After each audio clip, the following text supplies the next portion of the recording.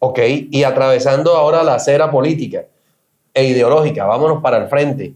¿Cómo ve a la derecha y quién cree usted que pueda ser finalmente el candidato que aglutine más fuerzas de derecha, más sectores ideológicos afines a la derecha para terminar compitiendo por la presidencia? A ver, esa pregunta sí es más difícil de contestar, porque es que en la derecha hay unos superegos que son difíciles de pasar por alto. Son fundamentales para lo que vaya a suceder al final. Yo, por ejemplo, soy muy amigo de su familia y todo, el doctor Abelardo de la Espriella, pero Abelardo tiene un ego grandiosísimo que difícilmente lo depone. O sea, no me pinto a Abelardo votando por otro candidato de la derecha. Entonces, eso va a producir dos cosas. O todos se tienen que unir con él y se convertiría en una alternativa de poder bastante probable, o en su defecto dividiría a la derecha. Entonces, ahí está el quid del asunto. Pinzón, Vicky Dávila, ¿cómo lo ve? No, yo no sé, de pronto Pinzón es un tipo que conoce mucho el país, que conoce mucho el esquema militar, el esquema de la defensa que tanto se necesita en el país, de las Fuerzas Armadas, maneja todos esos temas, es un tipo estudiado, un tipo...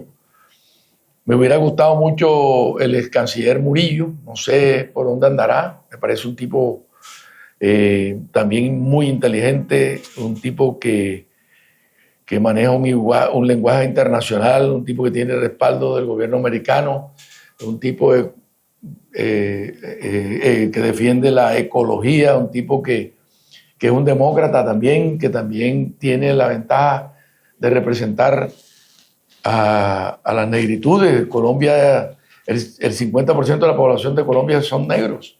O sea, si él es una persona que se ubica allí dentro de ese lente donde todos los negros miran y logra cautivarlo y enamorarlo, puede ser un candidato muy fuerte. Vargas Lleras.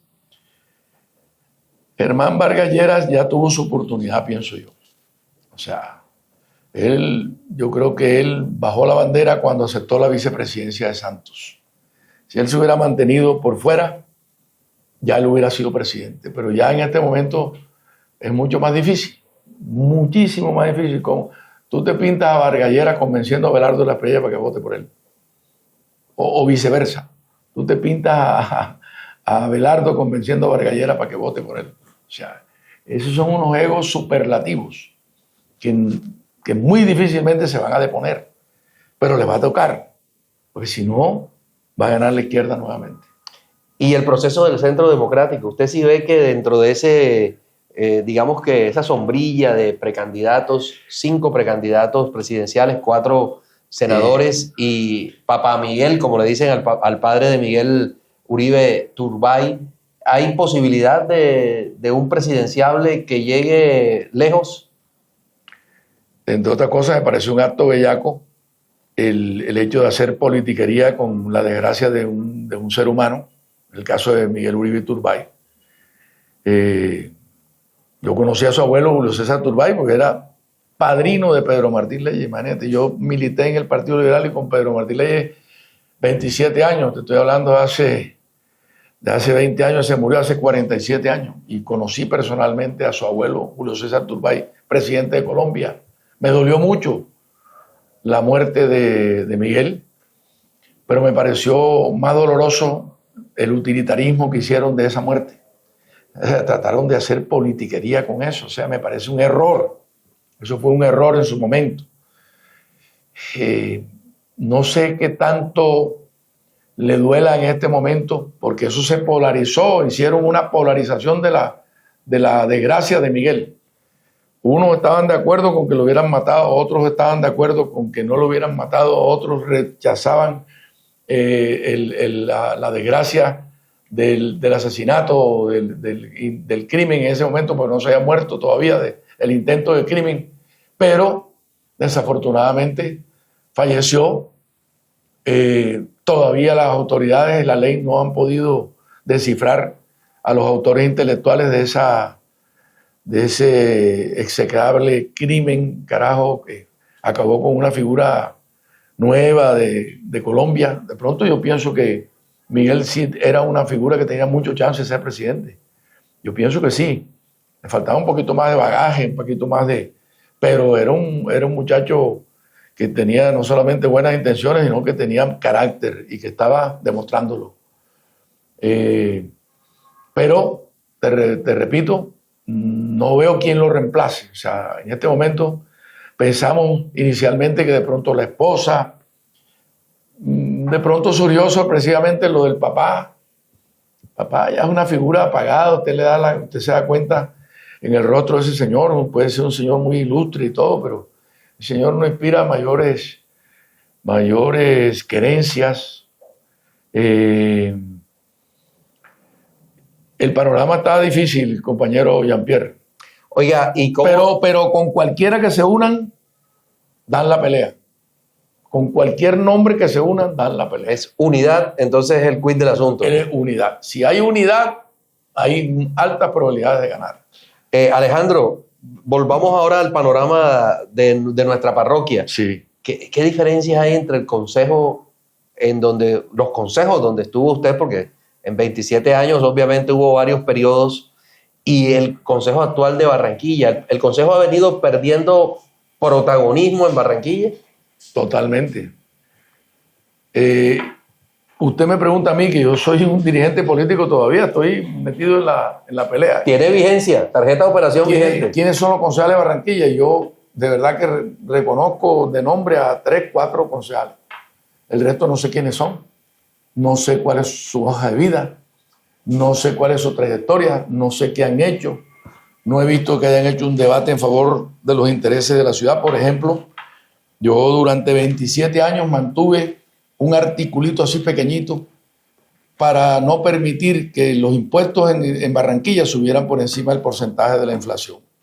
En el Estatuto Tributario, disposiciones generales, siempre se colocaba ahí. Los alcaldes de turno me caían como una jauría, jalaban a los concejales, les hacían propuestas para que tumbaran esa vaina, pero con mi tenacidad y con la solidaridad que yo despertaba en el Consejo de Barranquilla por parte de mis compañeros, y los grandes debates que se hacían, ellos siempre respaldaban esa iniciativa. Me recuerdo mucho al doctor Iván Romero Mendoza, que cuando se iban a subir los impuestos decía: si no hay muela para guineo, menos hay muela para chicharrón. Y la gente soltaba la carcajada, pero en el fondo era eso. La situación no está. Una analogía sabia. Sí, una analogía sabia. Y si en este momento Barranquilla no le pone un techo a los impuestos, Barranquilla se va a convertir en una gran inmobiliaria, porque van a rematarle la casa a los barranquilleros. No es posible que el impuesto predial haya crecido en los últimos 6 años en el 100%.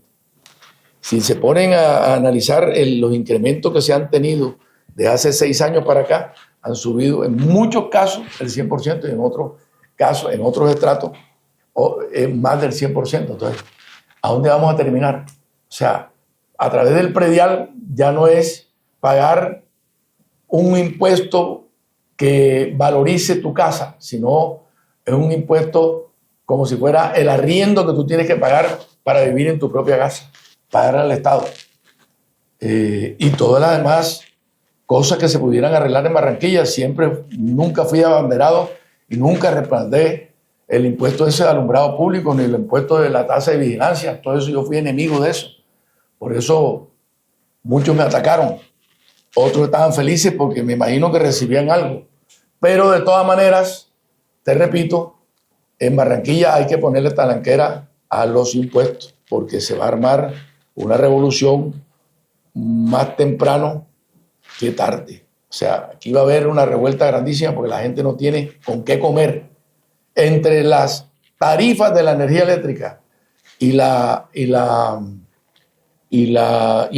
impuestos, especialmente el impuesto predial, están acabando con el bolsillo de los barranquilleros, Jean-Pierre. Esa es la realidad. Y no veo ningún concejal que diga lo contrario.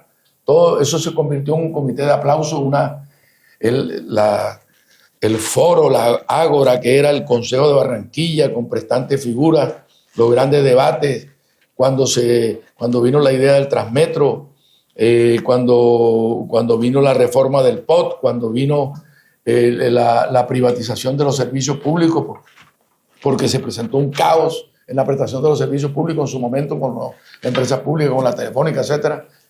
Todos esos grandes debates que se hicieron en el Consejo de Barranquilla fueron para el beneficio de la ciudad, pero se hicieron con altura, se hicieron como se debía hacer, pero hoy en día nadie dice nada.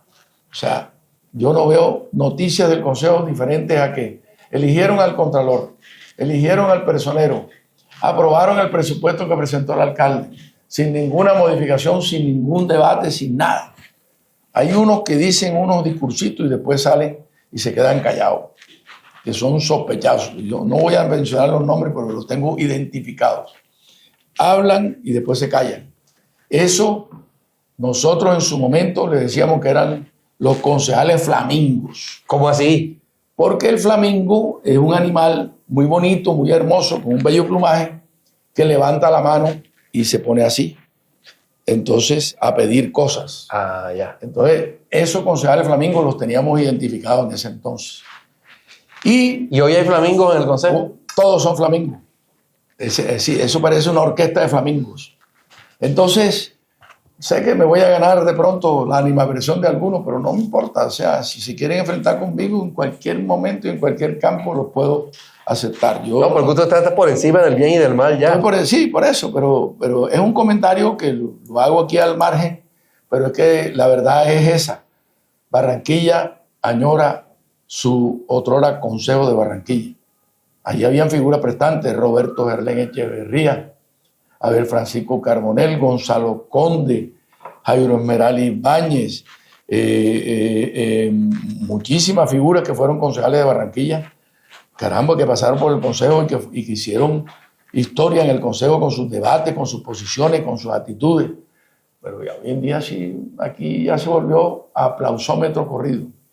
Entonces, mire, por ejemplo, el endeudamiento de la ciudad. Caramba, los que saben de esto, los sabios de esto, saben que un endeudamiento tiene un capital y va a producir unos intereses para el servicio de esa deuda. Y de acuerdo con la proyección de los ingresos de la ciudad, dicen los entendidos de esto, Jairo Parada y algunos poquitos contradictores que tiene la administración, que en el año 42 todavía no hemos podido subsanar esa gran deuda, ese endeudamiento. Nadie se opone al progreso de la ciudad, nadie se opone a los sectores que han embellecido, nadie se puede oponer a las obras que se han hecho, a la canalización de los arroyos, al malecón, a todas esas cosas.